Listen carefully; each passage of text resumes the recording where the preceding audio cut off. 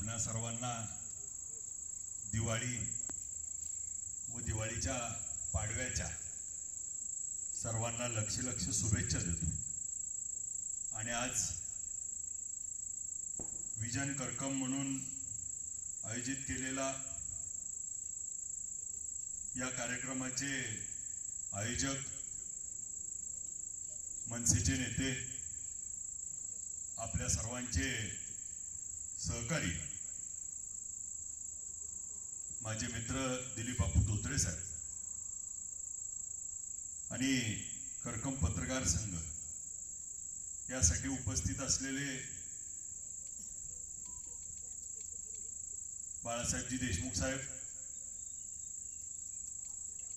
रघुनाथजी जाधव साहेब यासाठी उपस्थित असलेले सुधीरजी धोत्रे साहेब, संजयजी बनपट्टे साहेब, प्रशांतजी शिंदे, महादेवजी धोत्रे बॉस, सतीशप्पा शिंदे, अमरजी सूर्यवंशी यासाठी उपस्थित असलेले Patil sir, N D. Shinde sir, Laxmanji Shinde sir, Sachinji Shinde sir, Tukaramji Maske sir, Amoldada Shelke, Dhananjayji Gulme, Sunilji Jirpe, Laxman Tatya, Abhirajji Ubale, Rajeshji Shah, Nitinji Hade, सर्वच उपस्थित असलेले वडीलधारी ज्येष्ठ आणि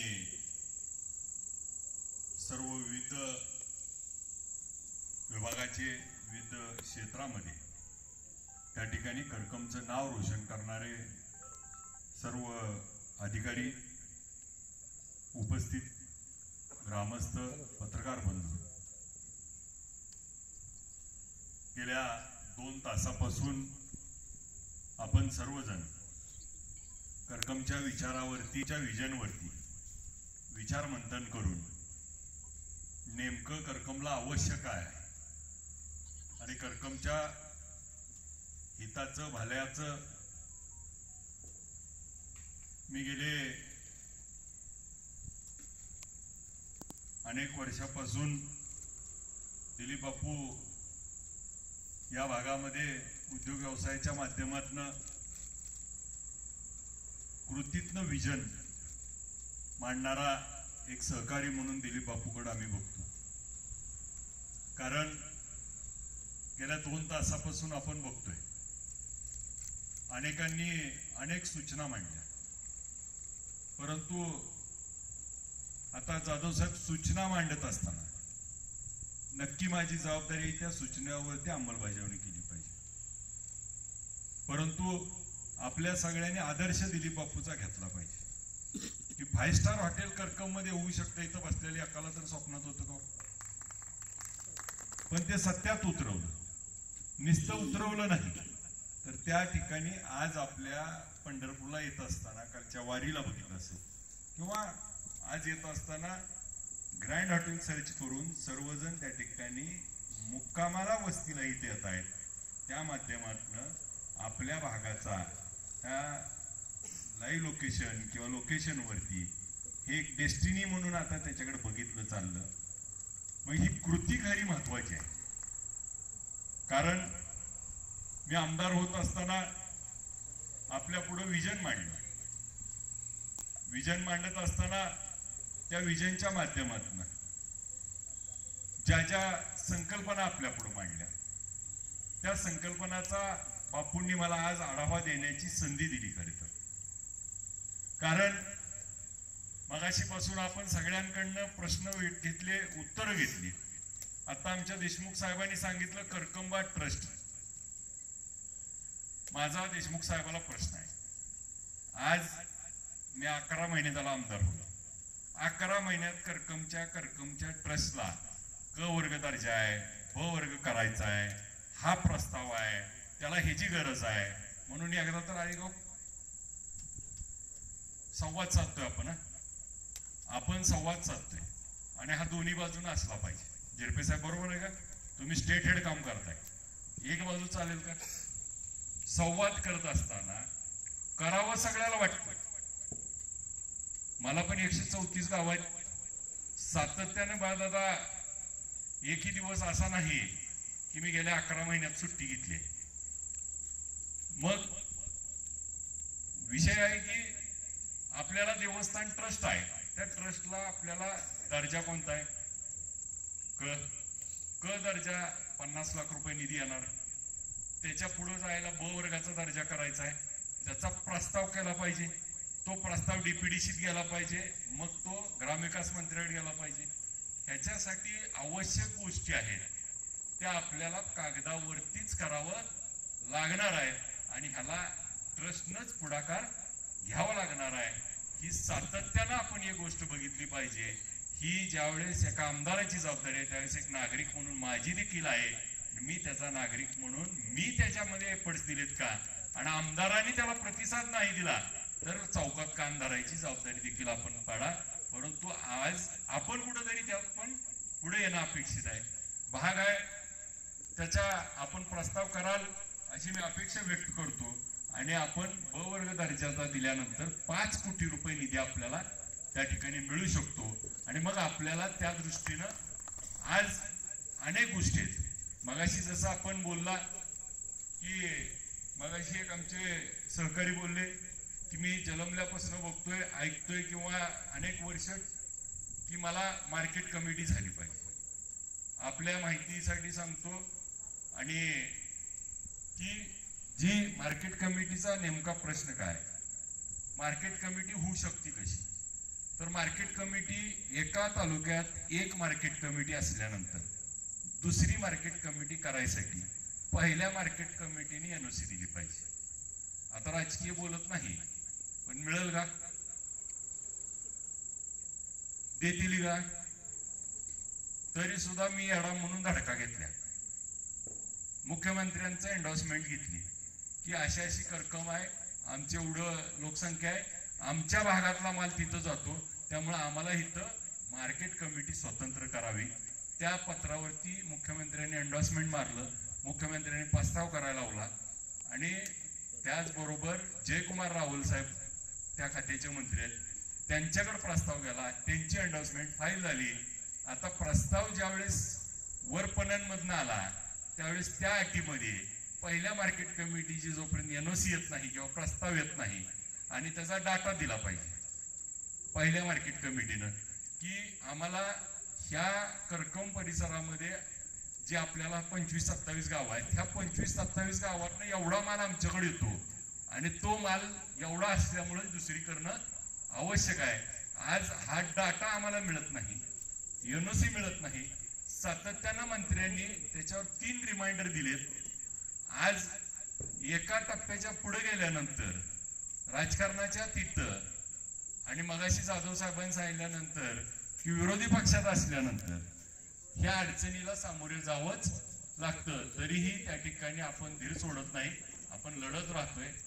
प्रत्येक महिन्याला माझं झिरपे साहेब पत्र आहे की या परिस्थितीचा पाठपुरावा व्हावा, रिमाइंडर देणे, त्याच्यावर आपण पाठपुरावा करणे ही जबाबदारी आहे. आता एखादी झोपीत असं त्याला उठवू शकतो, झोपायचं नाटक केलंय त्याला काय करायचं नाही, त्याला त्याची नाही, मी त्याची सांगतो ना, त्यावर येतोच की नाही, मी त्याच्यावर येतो की. आता मार्केट कमिटी करायसाठी आपल्याला 3 गोष्टी लागतात. एक एनओसी, दुसरी गोष्ट लागते आपल्याला मार्केटमध्ये माल किती उपलब्ध आहे, आणि तिसरी गोष्ट महाराष्ट्र सरकारची जागा लागते आणि ती कमीत कमी 15 एकरापेक्षा पुढे पाहिजे. मग त्याला उपसमिती करायची असेल तर 5 एकरात होती, पण उपसमितीमध्ये फार काय अडचण हे आउटपुट निघत नाही. मग समितीच करायची असेल तर आपल्याला जागेची उपलब्धता झाली पाहिजे. मग जागेच्या उपलब्धतेमध्ये आपल्या करकममध्ये सगळ्याला माहिती आहे एकच जागा आपल्याला दिसती, ती म्हणजे बियांची आपल्या इरिगेशनची. इरिगेशन सोडून आपल्याला सरकारी जागा आहे का? मग आपल्याकडे येणाऱ्या प्रत्येक प्रस्तावाला आपल्या पुढे अडचणी काय आहे त्या, तर त्याच्यासाठी आपल्याला पीडब्ल्यूडी ऑफिस डिव्हिजनल आपलं आहे करकम, त्याला ऑफिस बांधायचंय, त्याला निधी आहे परंतु जागा नाही. आता जागा उपलब्ध घ्यायची तर सरकारच्या नियमामध्ये GR मध्ये तरतूदच नाही की त्याला जागा खरेदी करायला पैसे द्यायचे. आता त्याच्यासाठी स्पेशल केस म्हणून आम्ही त्याला अप्रुव्हल मागितलं. आता नेमक्या गोष्टी तुमच्यापर्यंत का मांडल्या पाहिजे, तर नेमकं काम कशामुळं कोणतं अडचणीचं आहे. आपण मगाशी बोलला अप्पर तहसील कार्यालय त्या ठिकाणी दादा पुण्यामध्ये आहे म्हणून यांनी सांगितलं, पण काय आहे देशमुख साहेब, पुण्यामध्ये नाही. ती अप्पर तहसील व्हावं ही मी निवडून आल्यानंतर पहिली मुख्यमंत्र्यांची सही घेतली. त्याचा प्रस्ताव आला तो पुणे डिव्हिजनवरनं सोलापूर आला, प्रांत ऑफिसला आला, तहसील ऑफिसला आला. ही गावं कोणची टाकायची प्रस्ताव तयार केला, सोलापूरला गेला, सोलापूरला क्वेरी निघाली, परत पंढरपूरला आला, परत आम्ही ती क्वेरी सोडवली, परत तो प्रस्ताव आता प्रांत ऑफिसवरनं सोलापूरला गेलाय. आता नेमकं काय आहे, तर टेक्निकल अडचण सांगतो तुम्हाला. टेक्निकल अडचण काय आहे, तर एखादी गोष्ट घडत असताना आपल्याला वेळ का लागणार आहे तो आपण समजून घेतला पाहिजे. वेळ असा आहे की या दरम्यान मध्ये एक आता नोटिफिकेशन आली आहे. त्या नोटिफिकेशन मध्ये 1 जानेवारी 26 पासून जनगणना करायची आणि त्याच्या नोटिफिकेशन मध्ये असं लिहिलंय की 1 जानेवारी 26 ते डिसेंबर 26 पर्यंत कोणतंही ग्रामपंचायत फोडू नये, नगरपालिका फोडू नये, तालुका फोडू नये जोपर्यंत जनगणना होत नाही. असा क्लिअर कट डायरेक्शन्स केंद्र सरकारच्या आल्यात जनगणनेसाठी. त्यामुळं आपली जी अप्परची फाईल आहे ही तिथं जाऊन त्या ठिकाणी त्या त्रुटीमुळं थांबली आहे. आता ही तुम्ही मी काही त्याला केंद्र सरकारचा विषय ही राज्य सरकार ह्यात, त्याचबरोबर सब रजिस्टर ऑफिसचा विषय. तर आपल्याला जेव्हा ही कालमर्यादा संपेल त्या दिवशी दादा आपला परिपूर्ण प्रस्ताव आज आपला तिथं आहे. त्यामुळं अप्पर तहसील होणे हा एक आता आम्ही त्याच्यातनं पण एक मध्यमार्ग काढतोय की आम्ही त्या ठिकाणी डिव्हिजन करत असताना कोणत्याही ग्रामपंचायतचं त्या ठिकाणी म्हणजे फोड करत नाही. हा एक आपल्या प्रस्तावातला पळवाट आहे. त्या माध्यमातून आमचा प्रयत्न आहे की ह्या पळवाटीतनं आपला हा अप्पर तहसीलचा प्रस्ताव मंजूर व्हावा. या पद्धतीने आम्ही तो कुटप देखील केलाय. परंतु टेक्निकल अडचण आपण सगळ्यांनी समजून घेतली पाहिजे. परंतु मला खात्री आहे दरम्यान मध्येच आम्ही मंजूर करू त्यासाठी प्रयत्न करतोय. पण त्यातनं जरी आपल्याला नाही झालं तर 2027च्या मार्चच्या आत आपल्याला त्या ठिकाणी नोटिफिकेशन निघेल. अशाच पद्धतीचं काम आपण त्या ठिकाणी शेवटपर्यंत पाठपुरावा करू. मगाशी आपण सांगितलं सब रजिस्टर ऑफिसचं एक मगाशी जाधव साहेबांनी बोलताना. आता काय आहे, सब रजिस्टर ऑफिस करायचं सगळ्यांना माझ्या सहित सगळ्यांना वाटतं. मी पाहिजे प्रस्ताव दिला, प्रस्ताव आला, प्रस्ताव त्या ठिकाणी पुणे यारायला आला, कलेक्टर आला महसूलकडनं, आपल्या इथून सब रजिस्टर ऑफिसवरनं, आणि त्याच्यासाठी बावनकुळे साहेबांच्या समक्ष बैठक देखील झाली. जाधव साहेबांना त्या संदर्भात कल्पना दिली. आपली टेक्निकल अडचण काय आहे, 8,000 व्यवहार एका वर्षात व्हायला पाहिजे. आपले झालेत 3800 ते 4200. अडचण काय आहे, टेक्निकल आहे. 8,000 व्यवहार ज्या भागातले होत आहेत, आता जे आपण गाव सब रजिस्टर ऑफिसला जोडतोय तर ती 8,000 व्यवहार झाले पाहिजे त्या भागातले, तर नवीन सब रजिस्टर ऑफिस करता येतं. आता आपले होत आहेत किती, 3800 ते 4200 4300. आपण 50% आहे. टेक्निकल मंजूर होईल का? आता त्याला पळवाट हुडकायचे. आता मला काम काय आहे, होत नाही पण ती करायचंय. ते करायचंय कसं, तर त्या संदर्भात एक पळवाट अशी निघाली. योगायोगानं आता सब रजिस्टर ऑफिस जिल्ह्यापुरते ऑनलाईन झालेत. म्हणजे करकमची खरेदी आपण अक्कलकोटला करू शकतो, अक्कलकोटची खरेदी करमाळ्याला करू शकतो. ह्या बेसवरती आपल्याला त्या ठिकाणी सेंटर आपल्याला उपलब्ध होईल. आणि मग ही पळवाट आता नवीन GR आलाय, तो GR येऊन सप्टेंबर मधला GR आहे, आता ऑक्टोबर चालू आहे. आणि त्याचा दुसरा प्रस्ताव आपण लगेच त्या ठिकाणी तयार करून दिला की आम्हाला ह्या पद्धतीनं आपलं अपेक्षा काय आहे की करकम मध्ये खरेदी खत झालं पाहिजे, मॉर्गेज झालं पाहिजे. ह्याच्यासाठी आम्ही हा पळवाट देखील सांगायचा उद्देश काय, सप्टेंबर पर्यंत GRच नव्हता आम्हाला आणि 8,000 खरेद्या नाही त्या आमच्या कागद नाहीत टेक्निकल, पण योगानं GR आला. GR मध्ये आपण लगेच त्याचा पाठपुरावा केला आणि आपल्याला त्या माध्यमातून पुढच्या काही दिवसामध्ये त्याचा आपल्याला प्रश्न निकाली लागेल असं मला खात्री वाटते. बावनकुळे साहेबांनी त्याबाबत मीटिंग मध्ये देखील तशा सूचना दिल्या की आपण या माध्यमातून आपल्याला एक स्पेशल केस म्हणून हे करावं. आणि 3 आपले प्रस्ताव त्या ठिकाणी पोचलेले आहेत, जे आता पुणे एआरआल ऑफिसला आहेत. तिथून फक्त आता मुंबई जातील. मुंबईला गेल्यानंतर मंत्रालयात आम्हाला 8 डिसेंबरला अधिवेशन आहे. त्याच्या आधी मला त्याच्यावर वाटतंय की निर्णय होणं आपण अपेक्षित धरू. जर आचारसंहिता लागली तर मात्र त्याला थोडे दिवस थांबावं लागेल. त्याचबरोबर मगाशी आपण बोलताना सांगितलं की तळ्याच्या पाण्याच्या संदर्भातलं आपण बघितलं, सर्वे केला. सर्वेच्या माध्यमातून आता तिथं कॅनल उजनीतनं पाणी येत असताना काय अडचणी आहेत माहित आहे, दुसऱ्या पद्धतीनं पाणी आणायचंय. तर त्याच्यासाठी जे अपेक्षित आपल्याला प्रस्ताव करायचा आहे. आता एखादी गोष्ट बोलली तर अडचणीची पण असते. बापू, आपल्या भागातली काही तळ्याची कामं काही झालीत आणि ती कशी झालीत काय झालीत ती विधानसभेत मी बोललो ऐकले आपल्या. मग मुळात एखादी गोष्ट जर होत असेल आणि ती जर गावासाठी होत असेल, त्यात जर आपण स्वार्थ साधत असेल तर ती मात्र ह्या गावाच्या दुर्दैवाची गोष्ट आहे असं पण मानावं लागेल. आणि मग आपल्याला जर आमदार म्हणून त्या ठिकाणी कुणावर कारवाई करायची भूमिका घ्यायची आली तर त्या ठिकाणी आम्हाला देखील वाईट मानतात, परंतु आम्हाला वाईट झालं तरी हरकत नाही. पण हे गावाच्या हिताचं काय आहे त्याच्याबद्दल आमची जबाबदारी भूमिका घेणं काम आहे. आज अनेक गोष्टी आहेत की ज्या गोष्टीमधनं आपल्याला ह्या पाण्याचा प्रश्न मार्गी लावण्यासाठी निधीची उपलब्धता. आता मगाशी आमचे एक सहकारी म्हणले की त्या ठिकाणी आपण काही गोष्टी अपेक्षित आहेत, पण आता आपल्याला माहिती आहे एकतर सरकार त्या ठिकाणी लाडक्या बहिणीत अडकलं होतं, त्यातनं बाहेर निघोस्तोवर पुरात अडकलं. आजच एक बातमी एबीपी माझाला आहे की सत्ताधारी पक्षाच्या नवीन आमदारांना 5 कोटी निधी देण्याचा निर्णय झाला.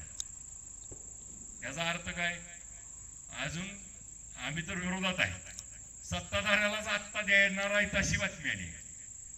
म्हणजे कुणाला मिळालाय का? आज जर सरकारच त्या ठिकाणी अडचणीत असेल, आज आपल्याला 86,000 कोटी रुपये पीडब्ल्यूडीचं देणं आहे. आज जलजीवन मिशन मधल्या लोकांचे आज आत्महत्या कॉन्ट्रॅक्टर करायला लागले. अनेक त्या ठिकाणी अडचणीतले विषय त्या ठिकाणी आहेत. तर सरकारने काय भूमिका घेतली आणि सरकारनं काय प्रेझेंटेशन केलं ह्यामध्ये आपल्यापर्यंत देखील याची झळ पोचली. आणि त्याच्यामुळं हे प्रत्येक गोष्ट मगाशी आपल्याला सांगितलं की पाणी आम्हाला विकत घेऊन प्यावं लागतं. जलजीवनच्या आपल्या गावच्या कामाच्या निमित्तानं आढावा असेल त्याच्या संदर्भातल्या 4 ते 5 बैठका जाधव साहेब आपण घेतल्या. आणि बापू त्या प्रत्येक गोष्टी कशा करायच्या काय करायच्या.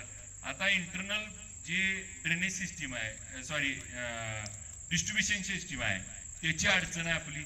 आता आपल्याला पाण्याच्या संदर्भात जी PSC सिस्टीम लावली आहे, जी ट्रीटमेंट प्लांट आहे, तो सक्षम नसल्यामुळं ही जी कंडिशन्स यूज केल्यात किंवा त्यात धरल्यात आणि त्याचा जे TDS आणि त्याचा हार्डनेस पकडून जी योजना तयार केली, तो मुळात करताना DPR कुठंतरी चुकला आणि त्या DPR अनुषंगानं काम झालं नाही. म्हणून आज आपल्याला शुद्ध पाणी मिळत नाही. मग आता आपल्याला ह्याच्यावर काय करावं लागेल, तर ह्याला रिवाइज करणं अपेक्षित आहे. आता हा रिवाइजचा प्रस्ताव देखील आपला जाधव साहेब गेलाय, आपल्याकडे येऊन गेले पाटील साहेब, प्रवीण पाटील येऊन त्याचा प्रस्ताव इंटरनल गोष्टी सगळ्या त्या ठिकाणी. आज काय आहे, इथं बसलेल्या प्रत्येकाला वाटणार आहे, मला सुद्धा वाटणार आहे, परंतु आता ती गोष्ट टेक्निकल मुद्द्यातनं टेक्निकल सँक्शन, परत TC झाल्यानंतर मग त्याच्यासाठी बजेट अलोकेशन, बजेट झाल्यानंतर कन्स्ट्रक्शन आणि मग ते प्रत्यक्षात काम, ह्या प्रोसेसच्या मधनं तर मला पण तुम्हाला पण जावं लागणार आहे. पण ती प्रोसेस जर सुरू नाही झाली तर मग त्याला आपल्याला बोलता येणार नाही. आज आपण जसं मगाशी बोलताना सांगितलं की टेंभुर्णी पंढरपूर आपला रस्ता 4 लेन झाला पाहिजे. मगाशी एक जणांनी सांगितलं की मोरे डॉक्टरांनी सांगितलं की त्या ठिकाणी शेटफळ आपल्या बोशापर्यंत सिमेंट झालाय आणि तिथून पुढं मंजूर आहे, पण झाला नाही. तर माझी मोरे डॉक्टरांना विनंती आहे की ही चुकीची माहिती आहे.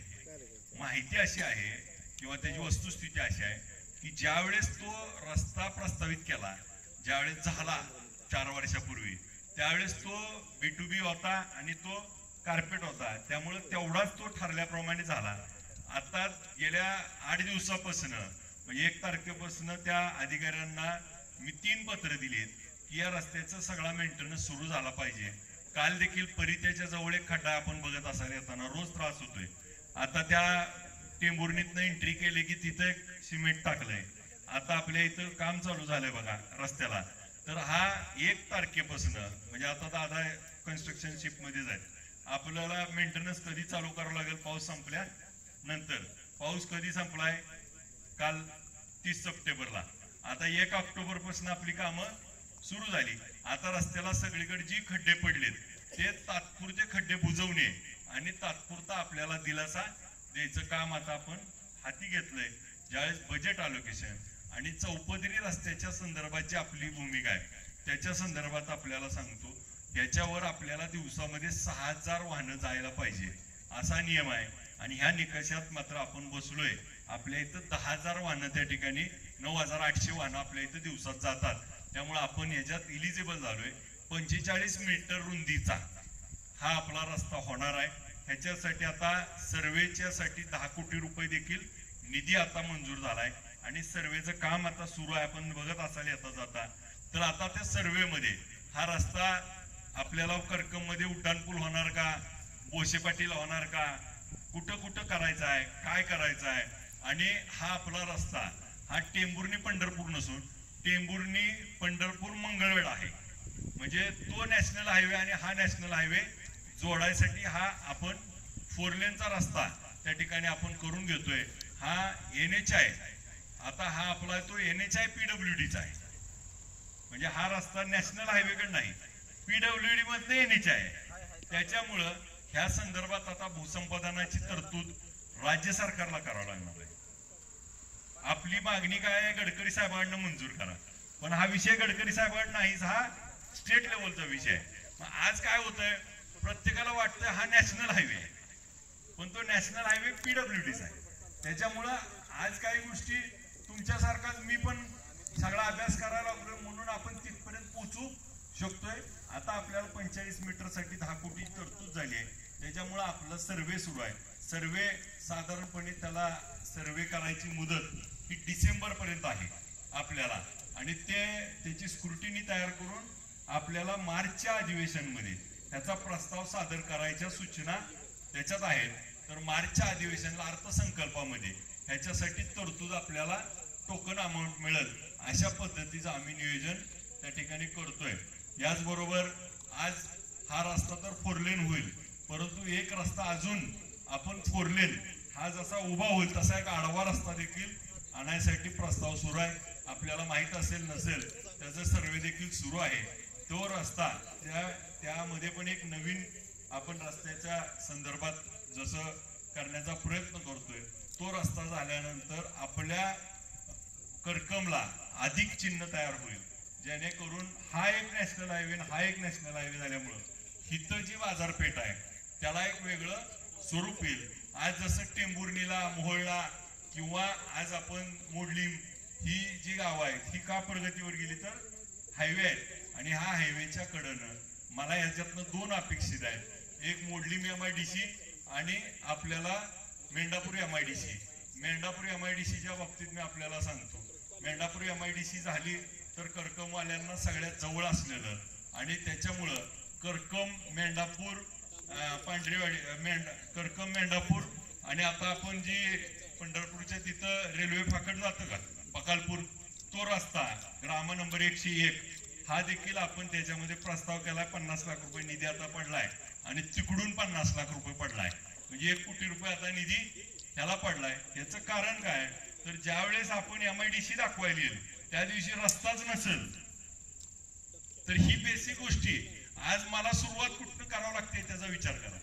आज आपल्या इथं काय झालंय, तर मेंढापूर MIDC मध्ये आपल्याकडं साधारण 128 हेक्टर जागा मेंढापूरला आणि 67 हेक्टर जागा खरातवाडीमध्ये गावपड म्हणून महाराष्ट्र सरकारची आपल्याला उपलब्ध झाली. त्याचा प्रस्ताव केला, पण 1987 साली वन विभागानं वन लागवड एवढी एकच नोंद लिहिली आहे, एकच वर्ष. त्याच्यामुळं तो आपल्याला भोपाळला प्रस्ताव केला. त्याचं सेंट्रल ऑफिस आहे भोपाळला. मला सुद्धा एक हेलपाटा घालावा लागला, का तर ते अधिकारी त्यावर सिरियस नव्हते आणि हा विषय त्यांच्या दृष्टीनं फॉरेस्ट म्हणलं की आपल्याला माहिती आहे, परंतु त्यात देखील आम्ही पाठपुरावा करतोय. आता त्याची NOC आपल्याला मिळणं ही प्राथमिक गोष्ट आहे. ती NOC मिळाल्यानंतर आज आपल्याला सरकारची जमीन आणि ही सगळी मिळून साधारण 1800 ते 2000 एकर जमीन आपल्याला तिथं उपलब्ध होईल आणि ती 2000 एकर जमीन झाल्यानंतर आपल्या या भागाची इंडस्ट्रीज बदलत जाईल. आज काय सगळ्याला जादूची कांडी फिरल्यासारखं प्रत्येकाला अडचणी काय, ती पण मला बापून खरं संधी दिली की नेमकं काय चाललंय आणि मी गेल्या 11 महिन्यात काय करतोय ही सांगण्याची. मोडली MIDCच्या बाबतीतलं तुम्हाला सांगतो, म्हणजे मेंढापूर MIDC आपली पहिल्या टप्प्यात आहे. म्हणजे आता सर्वे झालाय, आता त्याच्या उतार्याची नोंद घेऊन त्याचा आता प्रस्ताव NOC स्टेजवर आहे. मोडली MIDCची परिस्थिती अशी आहे की मोडली MIDC ऑलरेडी आपल्याला त्याची नोटिफिकेशन निघली आणि 31/2 वर गेलो आम्ही. जॉईंट मेजरमेंट झाली आणि जॉईंट मेजरमेंट झाल्यानंतर पूर्वी जी चूक झाली की माळढोकची NOC घेतली नाही आणि आता नेमकं 179 गट नंबर माळढोकचा त्यात आलाय. आता गेल्या 9 वर्षात माळढोक पक्षीच दिसला नाही, तरी देखील त्याची NOC घ्यावं लागत होती. न घेण्यामुळं आता तो अडचणीचा विषय आला. आता मला सांगा, माळढोकमुळे आपला जिल्हा किती अडचणीत होता माहित आहे. आता मार्ग आहे का व्हायला? 124 हेक्टरची माझी आता नोटिफिकेशन झाली आहे, जॉईंट मेजरमेंट झाली आहे, निगोशिएशन झाली आहे, मीटिंग. आता फक्त पैसे द्यायचे आणि आता ह्या स्टेजला ही अडचण आली. म्हणजे सांगून चालणार आहे का? अडचण आली म्हणल्यावर त्याला मार्ग कोणाला काढायचा आहे? मलाच काढायचा आहे. मार्ग पण जाधव साहेब काढणार. मार्ग असा सुचला तर ज्यावेळेस आपण जसे असे परिसंवाद घेतो त्या संवादातनच एक जणाने मला मार्ग दिला की नॉन पोलिसिंग युनिट हिथं आपल्याला करता येईल आणि तो 169 गट हा आपण ओपन स्पेस सोडू आणि अशा पद्धतीचा ते आम्ही प्लॅन बदलला. त्याच्यासाठी पुन्हा आर्किटेक्ट लावला, प्लॅन बदलला. नॉन पोलिसिंग युनिट मध्ये काय, त्या 169 गटापासून शेजारचे लगतचे गट ही तिथं नॉन पोलिसिंग पाहिजे, म्हणजे तिथं बॉयलर वापरायचा नाही. आता MIDC वाली म्हणते इथं गिरायक नाही आलं तर काय करायचं, म्हणून आम्ही त्याच्या पुढे डोकं चालवलं. परत नाशिकला गेलो, विलास शिंदे सह्याद्री अग्रवाला ती माझा मित्र आहे, त्याला गेलो, त्याला भेटलो, त्याला समजून सांगितलं, त्याचं पत्र घेतलं की ही सगळी जागा मी घ्यायला तयार आहे. आता त्यानं 50 हेक्टर जागा एकटा घ्यायला लागला आणि जे आपल्या मगाशीपासून चाललं होतं, म्हणजे झिरपे साहेबांनी जे द्राक्षाचं उदाहरण दिलं, आता काय थोडं करण्यापेक्षा अख्खा सह्याद्रीवालाच हित येतोय 50 हेक्टरवर. म्हणजे आज काय चाललंय, त्या माणसानं 1900 कोटी रुपयाचा गेल्या वर्षी बिझनेस केला आणि 54 कोटी रुपये इन्कम टॅक्स भरलाय. आता माझा योगाकन मित्र असल्यामुळं त्याने इथली आपली जागा घ्यायला तयार झाला आणि ती आता आम्ही त्या पद्धतीनं मॉडेल सेट केलं आणि ती जागा त्याला कोणती तेवढी अलोकेट केली, तसा नकाशा करून आता आम्ही फायनल स्टेजवर गेलोय. आता आरओवरनं फाईल DG ऑफिसला गेली, आता तिथून मंत्र्यांच्या मिटिंगला आणि येणाऱ्या 2 महिने 3 महिन्यात त्याचा विषय देखील. आज काय MIDC झाली पाहिजे ही तुमची माझी सगळ्याची संकल्पना आहे. माझा एक बी असा मंगळवार बुधवार नाही की ज्या मंगळवार बुधवारी मी मुंबईला गेलो नाही आणि पाठपुरावा केला नाही. मग ह्या पाठपुराव्यातनं ह्या अडचणीवरती मार्ग करायसाठीच मला तुम्ही निवडून दिले. अडचणी सांगून चालणार नाही, पण त्याचं सोल्युशन देखील जसं मगाशी धनाजीराव तुम्ही सगळी अडचणी सांगताय, सोल्युशन कोणच सांगत नाही. विजन झालं पाहिजे, पण मी काय करणार आणि त्याला सोल्युशन काय ही देखील आपण सगळ्यांनी सांगितलं पाहिजे. आणि मग जसं आपल्याला ह्या माध्यमातून विषय आहे, जसं मगाशी साहेबांनी सांगितलं द्राक्षाच्या बाबतीतलं, एका मित्रांनी सांगितलं 15 मशीन आपल्याला ग्रेडिंगच्या आहेत. आणि मग ह्या सगळ्या मशीन्स आज कोल्ड स्टोरेज आपल्या भागात आहे. माझं आपल्या या निमित्तानं एक आव्हान आहे की grading centre, packing centre, cold storage ह्याला आता आपल्या उजव्या बाजूला, डाव्या बाजूला समोर कोल्ड स्टोरेज आहेत. आपल्याला ती संकल्पना माहिती आहे. त्याच्यासाठी सबसिडी आहे. त्याला ग्रेडिंग सेंटर, पॅकिंग सेंटर करू शकतो. त्याला नवीन एक संकल्पना आली की ज्याच्यामध्ये बापू तुम्ही सुद्धा करू शकताय बापू, की त्याला आपल्याला common facility centre. Common facility centre म्हणजे काय, तर आपल्या भागातले द्राक्षेवाले, डाळिंब, आपल्या बेदाणावाले ह्या 25 लोकांनी एकत्र यायचं, 2-2 लाख रुपये काढायचे, 50 लाख रुपये करायचे. 50 लाख रुपयामध्ये नॉन प्रॉफिटिंग युनिट करायचं. ह्यांना लागणारे कॉमन फॅसिलिटी म्हणजे कोल्ड स्टोरेज, त्याच्यामध्ये ग्रेडिंग सेंटर, पॅकिंग सेंटर, बॉक्सची फॅक्टरी, आणि याच्यासाठी 9.5 कोटी रुपये सबसिडी आहे, कर्ज नाही. 10 कोटीमध्ये 50 लाख रुपये फक्त आपल्याला भरायचे आहेत. 50 लाख रुपयात एका कंपनीला 2 लाख रुपये, म्हणजे 2 लाख भरणार आहेत नाही तर सगळी भरू शकतात. फक्त काय, आज मला लोकप्रतिनिधी आहे, मला व्यवसाय करायचा नाही, पण मी सांगू शकतो त्याला पुढाकार तुम्हीच घ्यावं लागेल. तुम्हाला काय पाहिजे, तर मगाशी जसं सांगितलं की याला मदत काय पाहिजे, तर ह्याला मंजुरी आणायची. ह्याला मंजुरी आणायची तर मी योगायोगाने सांगतो की मंजुरी कोण देणार आहे, तर उपळाईचे स्वप्नील पाटीलच त्याचा इन्चार्ज आहे देशाचा. होऊ शकते का नाही, पण तुम्ही पुढे आलं पाहिजे. पुढं कोण यायला पाहिजे, तुम्हीच यायला लागेल. तुम्हाला मदत काय पाहिजे ती नाही केली तर माझी दोष, पण आपल्याला पुढे यावं लागेल. त्या पुढे आल्याशिवाय आपल्याला त्याच्यात मार्ग निघणार नाही. आणि मग जो ग्रेडिंग, पॅकिंग, आणि मग जसं आपण मगाशी सांगितलं निर्यातील, तर आपल्या इथं आहे सह्याद्री ॲग्रोप्रॉम. आता त्याला जवळ आणणे हा एक माझ्याकडे पर्याय होता, त्याला आणलंय. दुसरं आपण सेंटर करू शकतो. कुणीतरी पुढाकार घ्या, त्याला जी मदत पाहिजे आपण करू, आणि इथून आपण एक्सपोर्टच्या बाबतीत जाऊ. आपल्या भागात जसं तुम्ही सांगितलं द्राक्षाचं, बेदाण्याचं, जी जाती डेव्हलप करायच्या त्याच्या संदर्भात पण आपल्याला त्याचा रिसर्च आहे. त्याची लोक आपल्याला काम करायला तयार आहेत. त्याच्यावर देखील आपल्याला ज्या आज आवश्यक असणाऱ्या गोष्टी आपण त्या ठिकाणी परिसंवाद घेऊन आपण त्या मार्ग काढू. आपल्या भागात केळी देशामध्ये 39,000 कंटेनर एक्सपोर्ट झाली. देशात 39,000 कंटेनर, त्यातली 23,000 कंटेनर फक्त टेंभुर्णीतून झाली, देशाच्या 60%. मग तिथं कोण करायला लागले, सरकार नाही, आमदार नाही, तिथली मुलंच आहेत ना. मग काय व्हायला लागले, तर त्यांच्यामध्ये आज आपण जर विचार केला, जगामध्ये 26% केळी बनवणारा भारत आहे. जगामध्ये 26% केळी भारत बनवतो, आणि भारत एक्सपोर्ट किती करतो, तर 2.25%. म्हणजे स्कोप किती आहे केळीच्या बाबतीत. आज आपण बघतो, आज आपल्याला केळी कशाला खायलाच आपण बघतो, चिप्सच्या पलीकडे. आज आपल्या इथं बापूच्या हॉटेलमध्ये जेवण करायचं म्हणलं तर ग्रेव्ही कशाची असती, नाही, एक असती कांद्याची किंवा टोमॅटोची, बरोबर. टोमॅटो कांद्याची ग्रेव्ही वापरून भाज्या करते भारतात. जगामध्ये केळीच्या ग्रेव्हीवर भाज्या केल्या जातात, जग केळीच्या ग्रेव्हीच्या भाज्या करतात. त्यामुळे त्याचा पल्प विकला जातो, हे किती लोकांना माहिती आहे.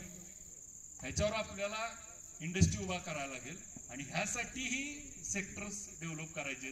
जसं ह्या वरच्या यादीतलं जाय उद्योजकता, त्याच्यावरच बोलतोय. आणि मग आपल्याला ह्या क्षेत्रामध्ये आपल्याला काम करायच्या दृष्टीनं आपल्याला काय संधी आहेत, तर ह्या संधी आहेत, आणि आपण त्या पद्धतीनं करूया. दुसरा विषय मगाशीपासून कोणी बोलला नाही, पण नगरपंचायत होण्याचा विषय काय बोलला नाही तुम्ही कोणी, पण माझ्या मात्र लक्षात आहे. नगरपंचायतच्या बाबतीमधला विषय जाधव साहेब, त्याच्या संदर्भातल्या ज्या क्वेरी होत्या, आता साक्षीदार बाळतात आहेत, किती फोन केले असतील माझ्या जीवाला माहिती आहे. आणि मी त्या ग्रामसेवकाला आणि BDO पासनं, मग आता माझ्या फक्त हातात चप्पल घ्यायची राहिली होती. स्पष्ट शब्दात इथपर्यंत ताण काढला, त्यावेळेस ती सगळं पोचलं, त्याच्या क्वेऱ्या निघल्या, सगळी परिपूर्ण फाईल झाली, आणि त्या ठिकाणी आपली फाईल गेली. आता फाईल पूर्ण होऊन आपली त्याच्यावरती सेक्रेटरीची सही होऊन आता फक्त एकनाथ शिंदे साहेबांची सही राहिली आणि योगायोगानं हा सुप्रीम कोर्टानं जी निर्णय दिला या निकालाच्या निवडणुकी घ्या आणि निवडणूक प्रक्रिया सुरू झाल्यामुळं मतदान आता जी आपले चालू झाली ना मतदानाची एकदा प्रक्रिया सुरू झाल्यामुळं आता आपल्याला ती आचारसंहिता लागल्यासारखी डीम आचारसंहिता असते त्याच्यामुळं ही आचारसंहिता संपेपर्यंत पण तुमच्या ग्रामपंचायतच्या निवडणुकीच्या आधी ती नगरपंचायत करायचा विश्वास आम्ही त्या ठिकाणी ठेवलाय. आज सगळ्या पिढ्या गेल्यात. पहिली प्राथमिक नोटिफिकेशन निघल आणि त्याच्यावर तुमच्या 1 महिन्यात तुम्हाला सगळ्या त्याच्यावरच्या हरकती द्याव्या लागतील आणि आपल्याला येणाऱ्या ह्याच्यामध्ये आपल्याला त्याच्यावर काम करता येईल. मग असे जे जे म्हणून प्रश्न आहेत ते आपण त्या ठिकाणी पोहोचवण्यासाठी मग दिवसात एकदा तर करकम नाव घेतल्याशिवाय झोपत नाही. सध्या तुम्ही कुठेही विचारा, कोणी बी म्हणलं तर कोरकम, मोडलीम, माडा, पंढरपूर ही बोलल्याशिवाय आपल्याला दिवसभर तीच चालू आहे. मगाशी एक जणांनी सांगितलं की रात्री माझा आपल्याला या निमित्तानं विनंती आहे, जर डॉक्टर नाहीत आपण सगळ्यांनी पुढाकार घ्या. डॉक्टर नाहीत म्हणून त्या रात्री पेशंट असा एखादा इमर्जन्सी आहे आणि डॉक्टर दवाखान्यात घेऊन जावा आणि डॉक्टर नाही म्हणून मला तिथनं फोन लावा. काय नाही म्हणलं सगळं सोपं आहे, पण आम्ही ज्यावेळेस फोन लावतोय धनंजय समोर आहे तुमच्या समोर किती वेळा त्या अधिकाऱ्याला बोललो, ती म्हणला आम्ही मुक्कामाला इथंच, आम्हाला उठवायला कोण आलं नाही. बोलले की नाही उत्तर? मग तुम्ही जाऊन जिथं तोपर्यंत डॉक्टर आहे का नाही तपासत नाही, सुविधा नाही त्याला उत्तर मी देऊ. डॉक्टर आहे का नाही हे कधी कळल? जेव्हा आपण जाईल पेशंट घेऊन आणि ती पेशंट घेऊन गेल्यावर डॉक्टर नाही म्हणले मला रात्री फोन केला तरी चालतो. मग मला सांगा त्या दिवशी त्या डॉक्टरला सस्पेंड केल्याशिवाय सुट्टी देत नाही. पण तिथं तुम्ही पोचला पाहिजे.